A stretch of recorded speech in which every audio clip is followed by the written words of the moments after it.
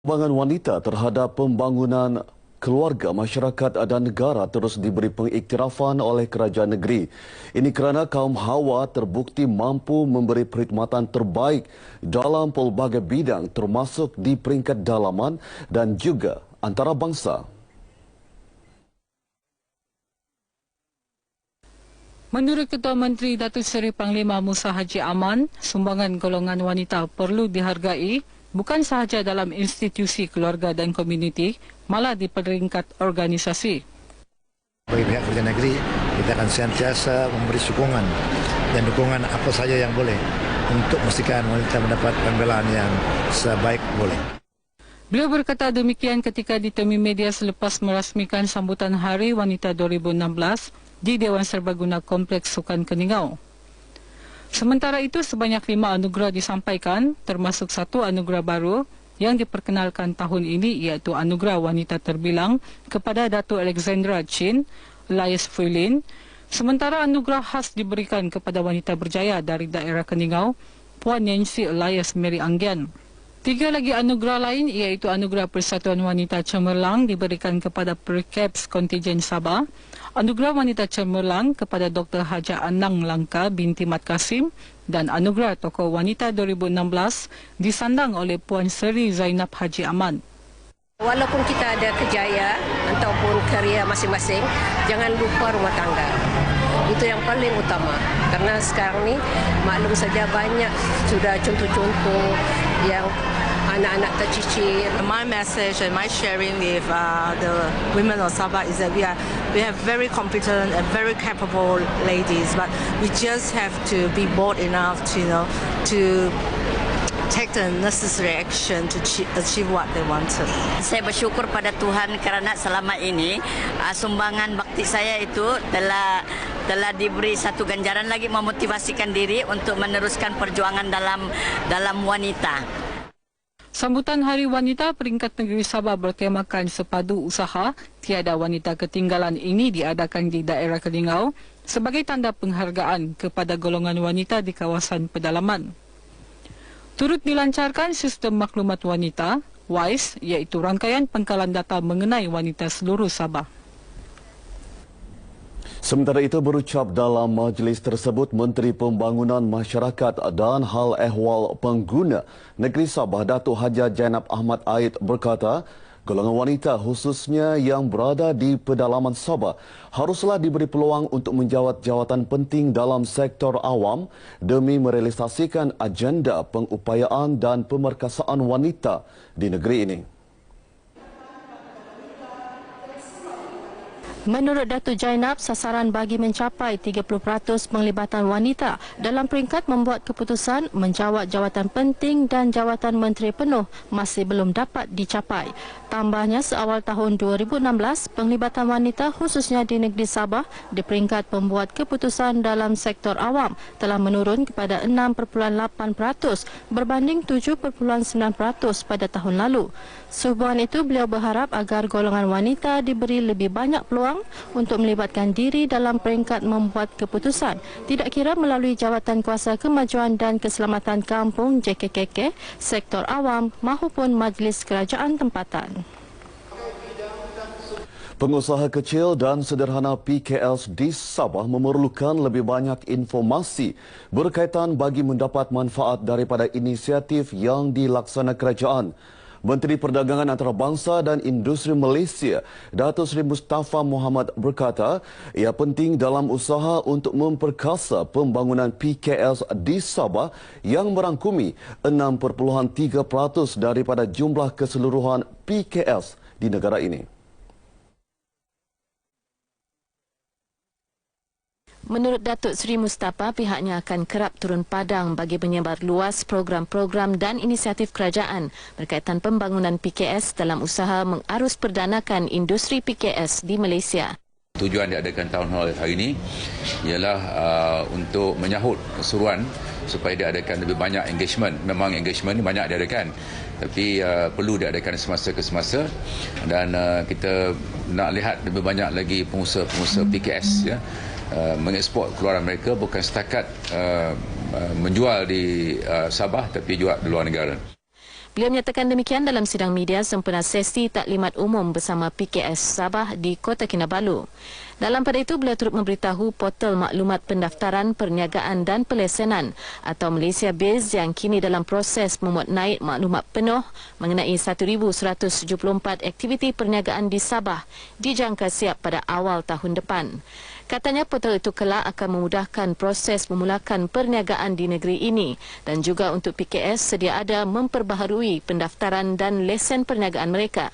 Taklimat ini yang disertai lebih 600 PKS antara lain membincangkan mengenai prestasi terkini dan prospek PKS, program pembangunan PKS di Sabah, isu dan cabaran yang dihadapi oleh PKS dan kandungan Rang Undang-Undang PKS Kebangsaan 2016. Hadir sama Menteri Pembangunan Perindustrian Sabah, Datuk Seri Panglima Raymond Tan Shukiah.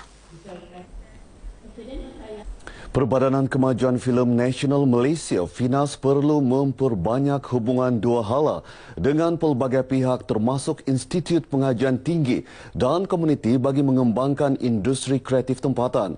Menteri Komunikasi dan Multimedia Datuk Seri Panglima Dr. Saleh Tun Said Keruak berkata, kerjasama strategik itu perlu sentiasa diperkasa bagi memantapkan lagi industri kreatif sekaligus menggalakkan generasi muda mencemburi bidang berkaitan industri tersebut.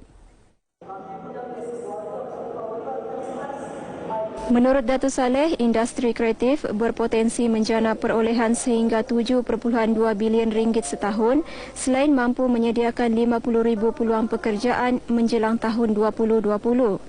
Beliau berucap merasmikan penutupan program Jom Buat Filem Pendek di sekolah-sekolah daerah Kota Belud di Sekolah Menengah Agama Tun Said Kota Belud.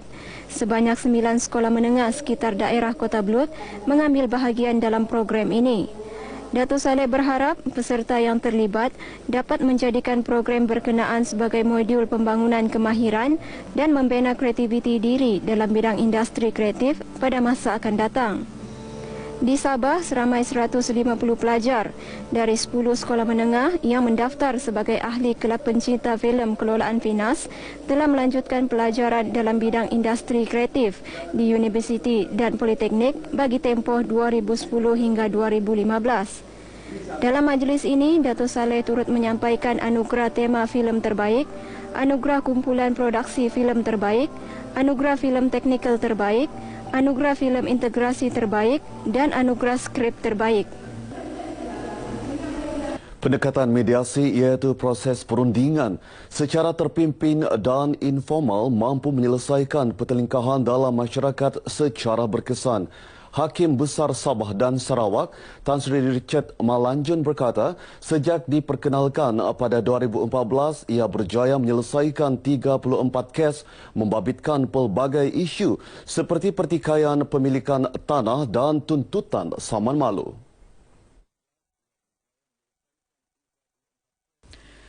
Menurut Tan Sri Richard, bengkel mediasi ini mendapat sambutan menggalakkan dan akan diperluas ke seluruh negeri.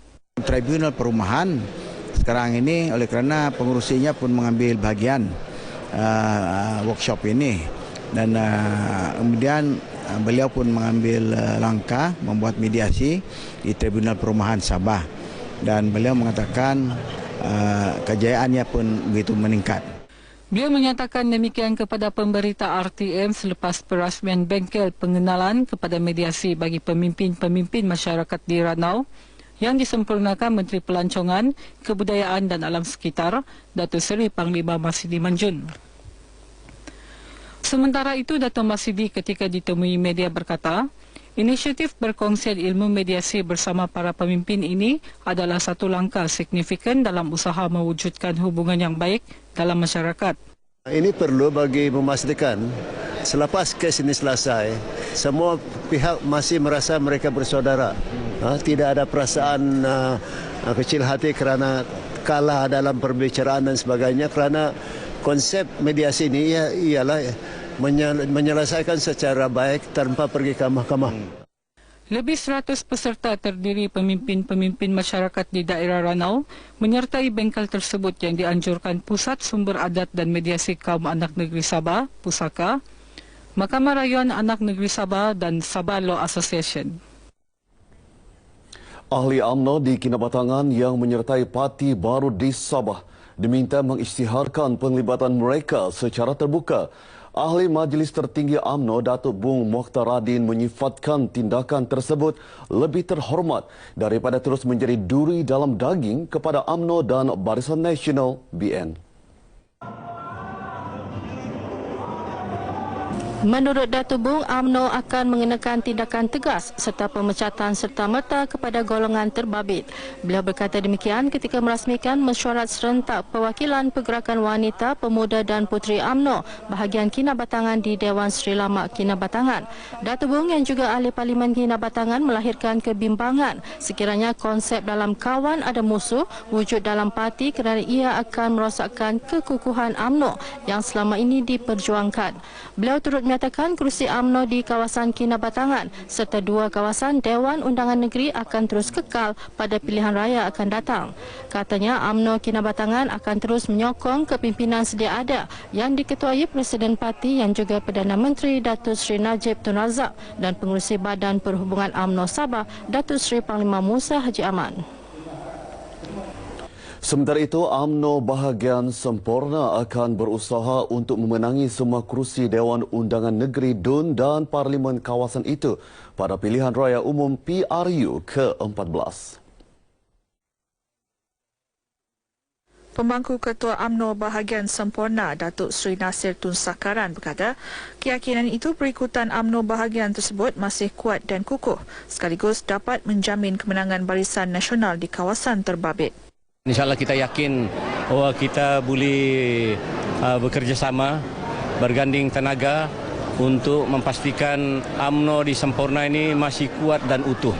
Dan insyaAllah untuk menjamin kemenangan di masa pilihan raya yang akan kita hadapi masa ini, pilihan raya yang ke-14 nanti. Menurutnya, meskipun pernah berhadapan dengan kemelut kepimpinan dan keluar parti, namun keadaan itu kini telah dapat diatasi.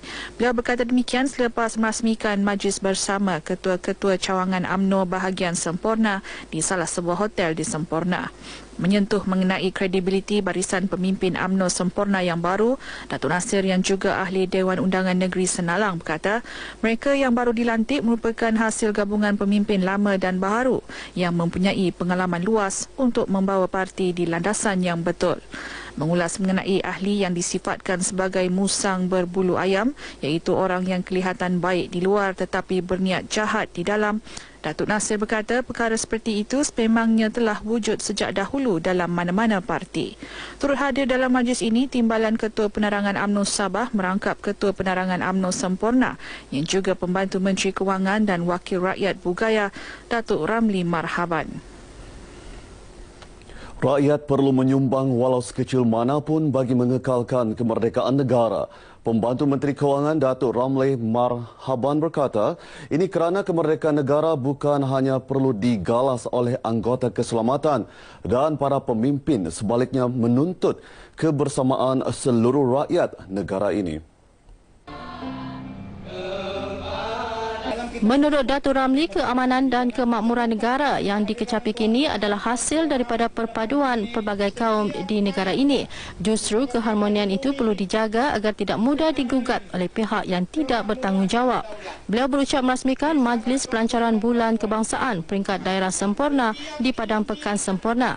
Datuk Ramli yang juga ahli Dewan Undangan Negeri Bugaya turut menyeru agar seluruh rakyat tidak melupakan jasa anggota Barisan Hadapan, iaitu pasukan keselamatan yang sanggup bergadai nyawa dan bersengkang mata demi menjaga keselamatan negara.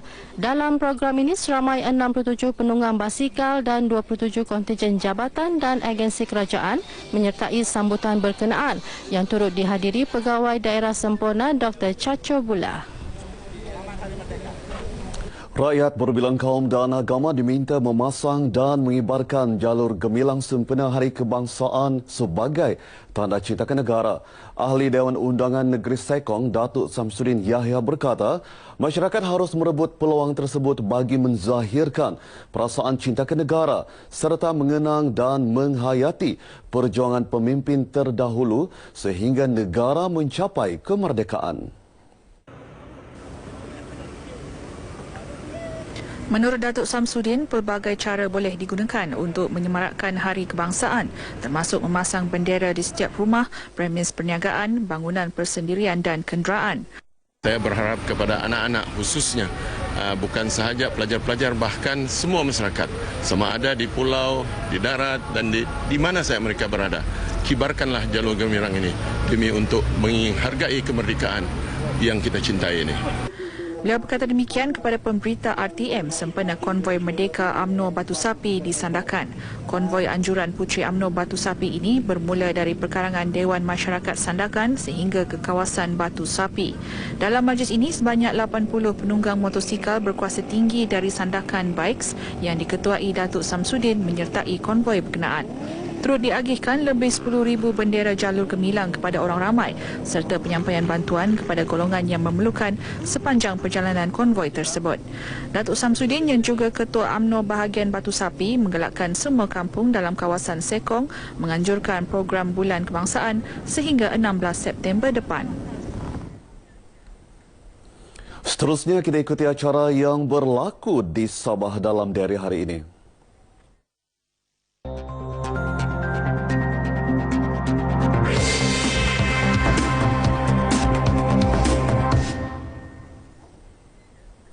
Pada pukul 10 pagi ini, Perdana Menteri Datuk Seri Panglima Muhammad Najib Tun Razak akan merasmikan mesyuarat perwakilan UMNO Zon 1 Kudat Kota Marudu, Kota Belud, Tuaran di Dewan Tun Mustafa Kudat. Seterusnya pada pukul 2 petang, Perdana Menteri akan mengadakan lawatan ke Madrasah Tahfiz Darul Yatama Yaakob Han di Membakut. Akhir sekali pada pukul 3 petang, Datuk Seri Najib akan merasmikan mesyuarat perwakilan UMNO Zon 3 di Dewan Datuk Seri Panglima Haji Muhammad Dun Banir Beaufort. Paparan itu mengakhiri bahan berita dari Sabah hari ini. Kembali kepada Azizi di Angkasa Puri. Silakan.